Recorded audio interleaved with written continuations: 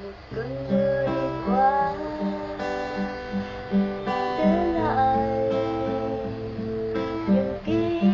ức anh và em, tìm em trong cơn